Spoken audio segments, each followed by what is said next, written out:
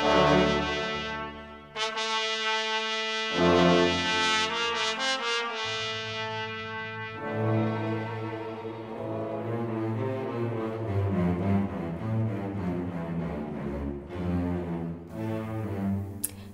sveiki.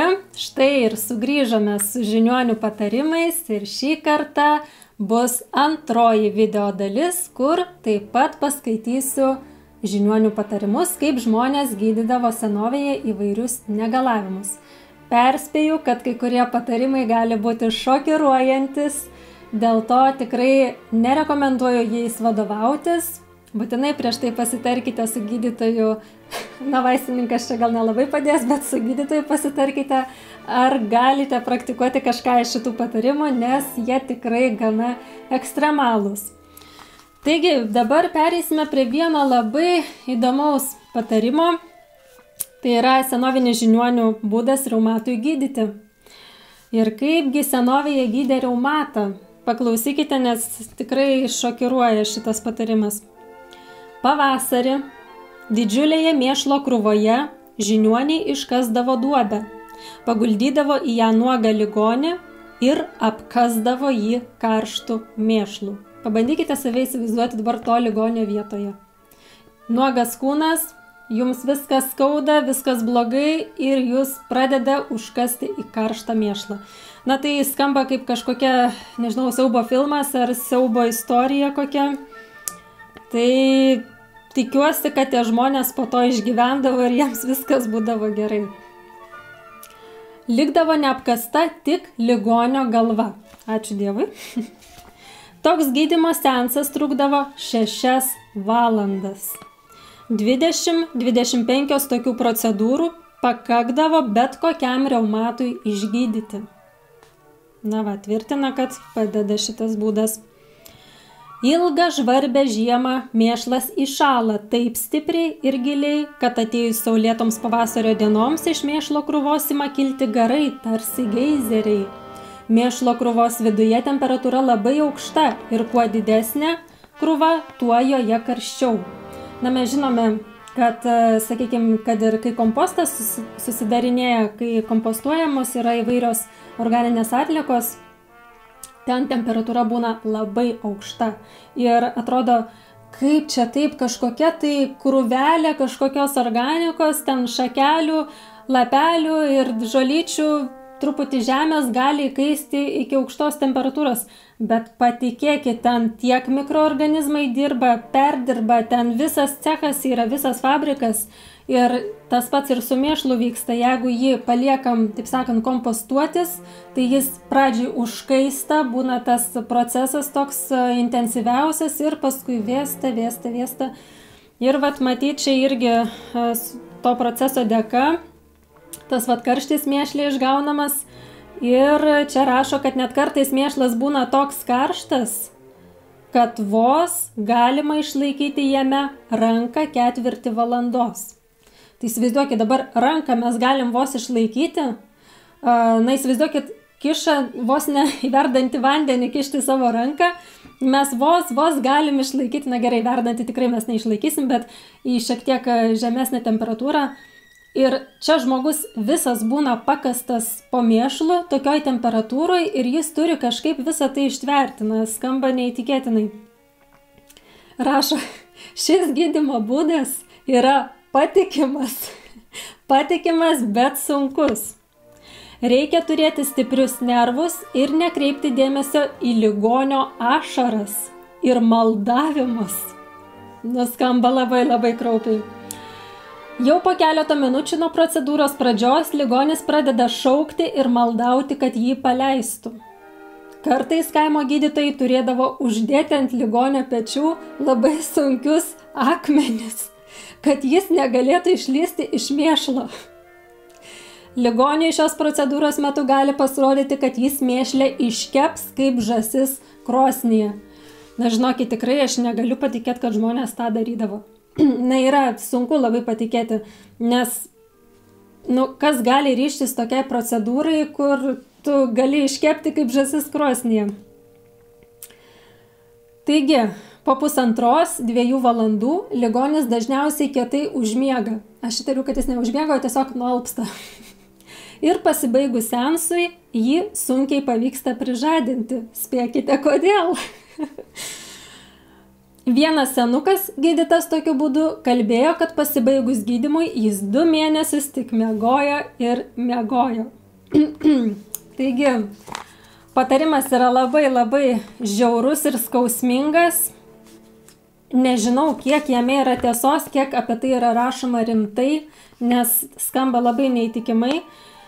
Bet galbūt žmonės tai darydavo ir mes galim savo užsiduoti klausimą, kodėl jie tai darydavo, kodėl jie ryždavosi eiti, atiduoti save tokiom procedūrom, kur tu gali būti dar labiau sužeistas, negu buvai iki tol.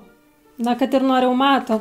Na, ar žmogus tiek aukosis, kad paskui gali būti dar kažkokių tai papildomų, jam atsirasti negalavimų, nudegimų ar dar kažko, nežinau. Tai mes galim iš tikrųjų galvoti, bet kai žmogui yra labai blogai, jis imasi jau praktiškai bet kokių priemonių, iš tikrųjų. Ir aš ir dabar aplinkoje, kai pašnekam su žmonėmis, kai serga jie įvairiomis lygomis ir kai paklausai, ko tik tai jie nebando. Ir jie yra pasiryžę rizikuoti. Jie nebijo rizikuoti, nes jiems tiesiog nebėra ką prarasti. Na, realiai gyvybė. Taip, gyvybę jie gali prarasti, bet jau jeigu su sveikata yra labai blogai, tu jau griebsiesi už šiaudo, jau darysi kažkokius visiškai netradicinius, gydysies visiškai netradiciniais būdais, jeigu jie tau nepadėjo tie tradiciniai. Ir tu tiesiog rizikuosi. Taip ir vyksta. Kad ir pažiūrėkime, kokia yra korupcija medicinos sektoriuje. Tiesiog jau, pavyzdžiui, ligoniniai būnant ant palangių, žmonėms yra tokie padėti lankstinukai, kad, na, maždaug apie korupciją, kad kodėl neduoti ten gydytojų kyšių ir taip toliau.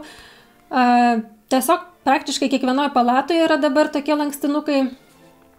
Ir kodėl ta didelė tokia korupcija yra?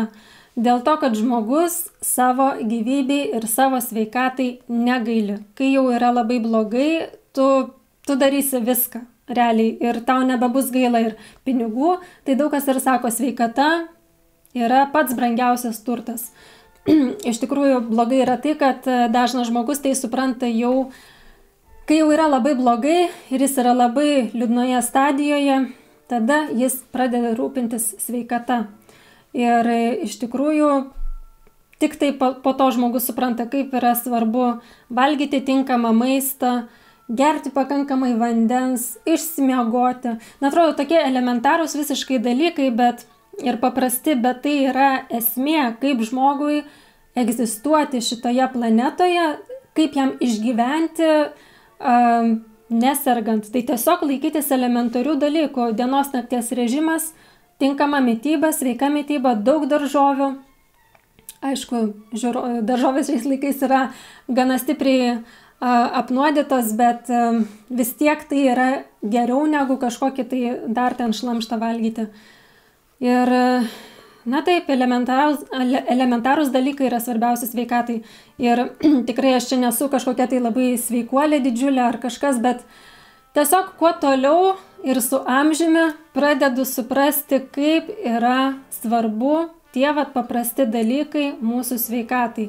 Miegas, maistas, grynas oras ir judesys. Nepaminėjau, labai svarbus dalykas yra judesys. Tai va, laikantis šitų principų tinkamai, manau, kad žmogus paprastai ir turi tuomet gerą sveikatą. Aišku, niekada yra nevėlu, jeigu jau susirgote kažkokią ligą ar kažkokių turite daug simptomų, negalavimų, niekada yra nevėlu pradėti iš naujo, po žingsnelį, pereiti prie ir tos kitokios mitybos, daugiau judėti, daugiau vandens gerti. Na ir tiesiog reikia savim rūpintis, jeigu norim, kad netektų taip, kaip tam žmogui lysti į mėšlą karštą ir paskui mėnesį visą miegoti. Taigi čia šiek tiek nukrypau dabar nuo temos, bet dabar sugrįšime prie kitų patarimų. Nežinau, gali būti, kad prireiks ir trečios dalies, nes nenoriu labai išsiplėsti, nes žmonės, jeigu būna labai ilgi video, jie paprastai pažiūri 5 minutės ir išjungia. Tai, kad būtų įdomiau, galbūt reikia šiek tiek trumpesnius daryti tos video ir nes žmogus ilgai negali išlaikyti dėmesio. Taip, toliau žiūrime kitas patarimas. Tai būtų nuo nušalimų ir sušalimų. Liaudies priemonės. Dėti ant skaudančių vietų šildantį šlapimo kompresą. Ir vėl susidurime su ta urinoterapija, kai žmonės gydosi šlapimu. Kiekvieną vakarą po 5 minutės trinti apšalusias vietas ledu. Taip pat dėti ant skaudančios vietos supuvusi obuolį arba keptą svogūną. Tepti lydytais meškos taukais. Tai va, tokios priemonės yra nuo sušalimų, nušalimų. Ne tokios radikalios kaip nuo reumato, bet visgi kažkas įdomesnio negu dabar girdėtume gydytojus kalbant. Na, turbūt joks gydytojas šiais laikais nesiūlytų tokių priemonių, bet anksčiau aš manau, kad ir patys gydytojai taip gydydavo ir tai būdavo normalūs patarimai. Tik šiais laikais jie skamba gana keistai, kitoniškai ir neįprastai. Dabar ką daryti, kai būna pašaliniai daiktai ryklėje, nosyje, stemplėje ar ausyje? Iš tikrųjų, kam nepasitaiko, kad kažkas įkrenta ar į ausį, kokią, nežinau, dalelę, ar vabzdys koks įskrenda, ar į nosį, ar į gerklę. Tai vat yra labai įdomus patarimas.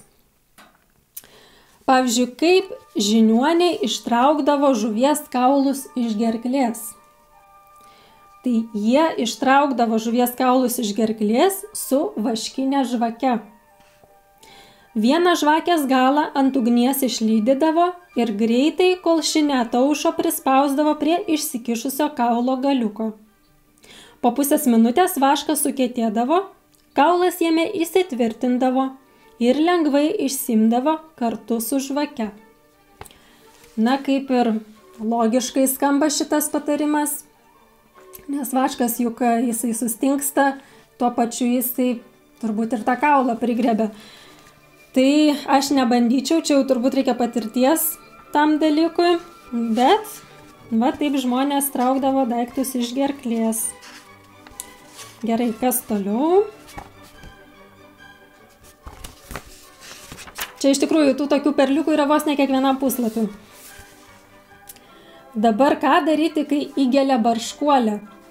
Įgelus barškuoliai reikia gerti daug alkoholio ir dėti alkoholio kompresus. Tai va, toks yra senovinis patarimas. Taip, toliau dar yra patarimų, kai įgelia gyvatė. Dabar kai skorpionas. Na, Lietuvoje turbūt tai yra retas atvejis, kad skorpionas įgeltų, bet jeigu busite užsienyje kažkur tai šiltesniuose kraštuose, tai žinosite, ką reikia daryti. Skorpiono įkandimas dažnai sukelia vėmimą, viduriavimą, aukštą temperatūrą ir silpnumą. Gydymas toks – sudrėkinti žaizdą skorpiono trauktine. Na, turbūt kiekvienas namuose turite skorpionų trauktinę, tai tiesiog reikia panaudoti ją esant reikalui. O jeigu rimtai, tai jeigu tokios trauktinės neturite, reikia sugauti gyvą skorpioną, sutrinti jį medžio aliejuje ir šią košelę įtrinti žaizdą. Va, toks patarimas.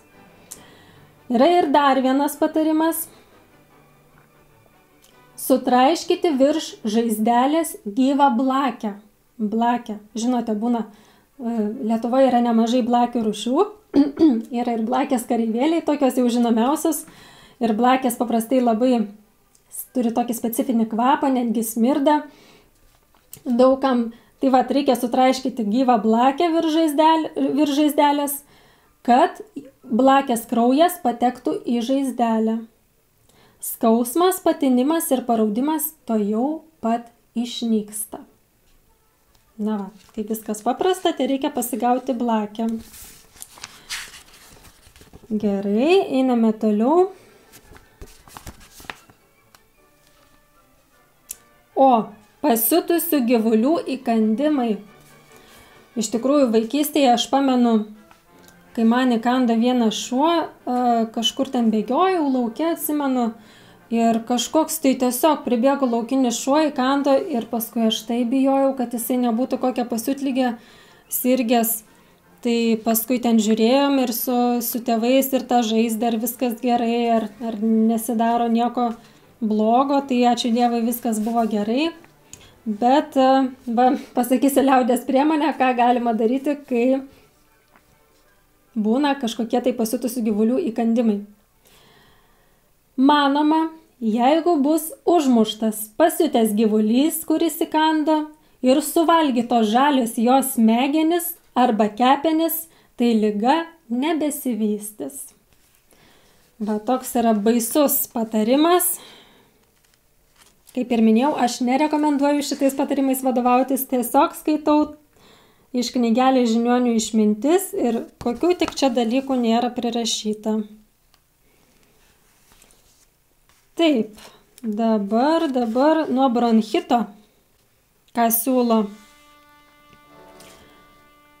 10 šviežių kiaušinių baltais lukštais, 10 supjaustytų citrinų sudėti į tamsaus stiklo stiklainį su plačiu kaklu ir pastatyti tamsioje šiltoje vietoje.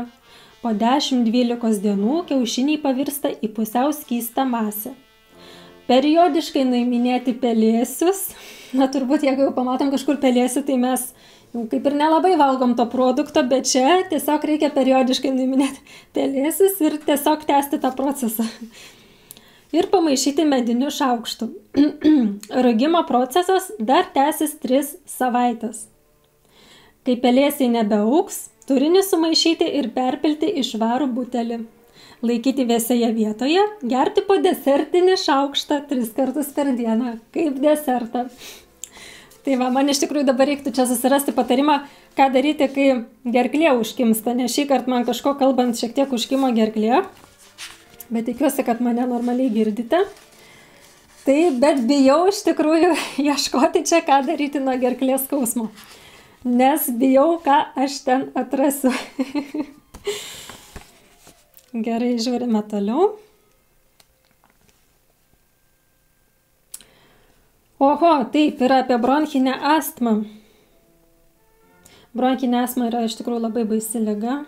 Ir giminėje žinau atvejų, kai žmonės tiesiog nuo bronchinės astmos ir iškeliavo į aną pasaulį. Tai tikrai labai nesmagi liga. Gerai, o ką siūlo liaudės priemonės? Visą mėnesį kasdien po 2 taureles gerti, spėkite ko? Šviežio buliaus kraujo. Kasdien išgerti dilgėlių lapų nuoviro. Į stiklinę verdančio vandens įberti kupiną arbatinį šaukštelį sausų dilgėlių lapų, užvirinti ir palaikyti. Na, su dilgėlėm kaip ir viskas skamba gerai, bet su buliaus krauju tai, nežinau, negalėčiau turbūt. Nu, turbūt, jeigu jau būtų visai sveika, tai, blogai, turbūt jau žmogus tada daro viską, bet taip va pasiryžti tiesiog gerti buliaus kraują, nežinau, nesu už tokius dalykus ir man turbūt tai būtų labai, labai sunku. Tai, pereinam dabar prie kitos ligos, tai yra tuberkuliozė. Tai labai sunki, dažniausiai paveldima liga. Žiūrime, kaip gydo tuberkuliozę. Sergančiojo tuberkuliozę organizmui yra būtina geležis, kurios galima gauti paprastu naminiu būdu. Spėkite kaip? Ne, šį kartą tai ne buliaus kraujas, nors ten geležies turbūt yra daug, bet šį kartą yra kitas patarimas. Reikia 50 geležinių, skliausteliuose neplieninių, švariai nuplautų vinių įbesti į karštą žalią obuolį, o po paros ištraukus vinis jį suvalgyti. Na, obuolys turbūt prisigeria tų metalų ir tuomet gauna žmogus geležies, iš tikrųjų, logiška. Per dieną reikia suvalgyti iki 3 tokių obuolių. Be to galima vieną didelę vinį parai, spėkite ką padaryti, nereikia jo suvalgyti, reikia įdėti į stiklinę vandens ir tą vandenį gerti 3 kartus per dieną pavalgomai šaukštą, prieš tai paskalandavus. Po to burną gerai išskalauti, kad negestų dantis. Na, va, toks yra patarimas. Ir dar nuo tuberkuliozės paskaitysiu patarimą. Porą patarimų. Iš tikrųjų, kažkaip čia labai daug nuo tos tuberkuliozės. Na, gerai, bet dar pasižiūrim. Ir manau, kad, žinokit, šį kartą irgi jau ties tuo baigsime ir dar pasiliksime porą patarimų dar 3 daliai, nes tiesiog truputėlį išsiplėtėm. Aš išsiplėčiau tiksliau. Tai va, kad jums nebūtų nuobodu, dabar pabaigsime toliau apie tuberkuliozę. Taigi, senovinė priemonė. Vis dėlto vėl priėjome prie buliaus kraujo. Pagal galimybės kiekvieną dieną nevalgius išgerti po stiklinę šviežio šilto buliaus kraujo. Kaip arbatėlė. Galima, jeigu neturite buliaus, galima avies arba veršio. Tai va, žinosite, ką daryti. O dabar, žinokit, yra dar baisiau. Kai jau atrodo, kad viską perskaitė, kas yra baisu, kai jau atrodo, kad nebėra ką baisiau daryti, žinokite, yra. Ką darė Kaukazo gyventojai, kai žmogus sirgdavo tuberkuliozę? Jie gydydavo maitindamėsi jaunų šuniukų mėsa. Be to kepimui naudoja tik lydytų šuns taukus Kaukazo gyventojai. Gerai, čia stipru. Kitas patarimas – sumaišyti po stiklinę lydytų kiaulės, jaučio arba veršio, avies ir 3/3 stiklinės lydytų šuns taukų, užvirinti. Gerti šiltus 3 kartus per dieną po 2 valgomosius šaukštus arba valgyti tą mišinį šaltą užsitepus ant duonos kaip sviestą. Skoniui pagerinti galima truputį pasūdyti. Stebėjimai rodo, kad po mėnesio plaučiai taip apauga taukais, kad užkemša visas ligos pažeistas vietas. Taip, kitas patarimas. Ojei, čia tai žinokit, šitam jau nesiryščiau tikrai dalykui. Taip, liaudies priemonė nuo tuberkuliozės. Nevalgius. Klausykit atidžiai, nes baisiai skamba. Gerti po pusę stiklinės sveiko, ne vyresnio kaip 8 metų berniuko šlapimo. Ačiū Dievui, bent jau ne kraujo, bet šlapimo. Paprastai po 3-4 dienų kosulys pasidaro minkštesnis ir lengvesnis. Po 2-3 mėnesių pastebimai pagerės sveikata. Žinokit, aš ką tik atsiminiau, kad vienoje Facebooko grupėje aš skaičiau, kad senovėje žmonės iš tikrųjų šlapimu išsigydydavo plaučių ligas. Ir aš dabar tik tai atgaminau, kad aš iš tikrųjų mačiau, kaip žmonės rašė, kad jie tai darė. Ir kad jiem tai padėjo, kad tik tokiu būdu, kai jau niekas nepadėjo, kad tik šitas būdas padėjo. Ir nežinau, skamba labai baisiai ir kad reikia jauno berniuką. Na bent jau tas berniukas, reikia džiaugtis tuo, kad tas berniukas lieka nei sužeistas, nei kažkas jam blogo nutinka. Tiesiog reikia jo šlapimo. Taip va. Nežinau, parašykite, gal ir jūs esate girdėję apie tokius gydymus plaučių ligų šlapimu. Būtų įdomu išgirsti. Šiais laikais turbūt tai nelabai praktikuojama, bet tikiu, kad senovėje visko būdavo. Na, Kinijoje yra daug paprasčiau visą tai gydoma. Tai tiesiog tuberkuliozė būdavo gydydama grūstais kurkliais. Turbūt žinote, kas yra kurklys. Tai yra labai baisus kenkėjas daržininkų. Ir daržininkai tiesiog bijo jo, kaip, nežinau, velnės kryžiaus, kaip sakoma. Tai yra, jis paprastai ar su mėšlu, ar kompostuose atsiranda. Ir jis atsiranda taip pat tada, kai nebūna kurmių. Tai jeigu yra kurmių, dažniausiai kurklių nėra. Jeigu nėra kurmių, tada dažniausiai kurklių yra. Tai rinkitės, kas jums yra svarbiau. Ar yra svarbiau išsaugoti kurmius, ar svarbiau atsikratyti kurmiais, ar tiesiog norite išlaikyti ar norite, kad būtų kurkulių. Tai va, čia yra toks jūsų apsisprendimas. O dabar ką daro kinai, tai jie sugautus, tiksliau gal nebedaro, bet darydavo. Sugautus kurklius išdžiovina, po to sugrūda grūstuvėje, akmeninėme puodelyje arba sutrina tarp akmenų. Gautus miltelius sumaišo su kokiu nors saldžiu sirupu. Na, mes dabar iš tikrųjų nemažai kalbame apie Klausą Švabą, apie vabzdžių baltymus, iš vabzdžių išgaunamus baltymus. Tai Kinijoje tai yra realiai kasdienybė, tie vabzdžiai, vabzdžių valgymas, vabzdžių miltai. Tai po truputėlį tai visa tai persimeta ir į Europą. Taigi, kaip čia yra gydomasi? Gautus miltelius sumaišo su kokiu nors saldžiu sirupu. Tikslaus dozavimo nėra, ima paprastai 3 valgomosius šaukštus vienam kartui ir užgeria vaistus vandeniu. Vartojimo laikas taip pat nenustatytas, geria kada patogu. Paprastai po 2-3 dienų ligoniui labai pagerėja apetitas ir jis pradeda sveikti. Pasirodo, kurkliai neužsikrečia tuberkuliozės lazdelėmis, dar daugiau patekusios į vabzdžio organizmą, lazdelės greitai žūva. Na tai va. Toks yra patarimas kinų. Aš tikiuosi, kad čia yra kalbama apie tuos pačius kurklius, kadangi, na, senovėje žmonės kai kuriuos pavadinimus šiek tiek laikydavo, nebūtinai atitinka šių dienų pavadinimą, tas pavadinimas, kuris būdavo anksčiau, tiek kalbant apie augalus, tiek apie vabzdžius ir kitus dalykus, tai tikiuosi, kad čia iš tikrųjų kalba apie kurklius, o ne apie kažkokius kitus vabzdžius. Taip, o Rusijoje išgydydavo tuberkuliozę kasdien paskersdami po kiaulę. Iš skerdienos to jau pat išpjaudavo gabalą vidinių taukų, čia pat juos išlydydavo, į išlydytus taukus įpildavo pieno 1:1 ir šiam mišiniui išvirus duodavo gerti ligoniui. Pradinė dozė 1/8 stiklinės. Palaipsniui ją didindavo gydymo pabaigoje iki 1 stiklinės per dieną.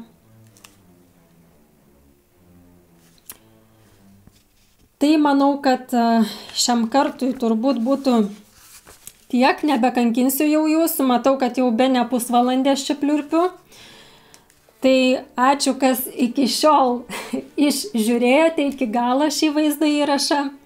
Parašykite komentaruose, gal girdėjote kažkurį iš šių patarimų, gal kažkurį iš jų išbandėte, gal girdėjote, kad jūsų močiutės, seneliai, giminės senovėje naudodavo kažkurį iš šių metodų ir padėjo. Tai būtų labai įdomu išgirsti, kiek yra šitose patarimuose tiesos.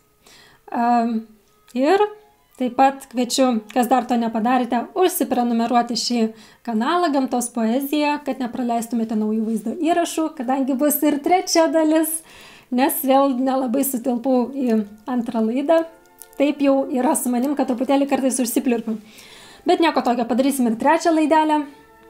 Taip pat kviečiu spausti patinka, kviečiu pakomentuoti ir pasidalinti, jeigu norite, su draugais, pažįstamais, artimaisiais, su visais, kam yra įdomu.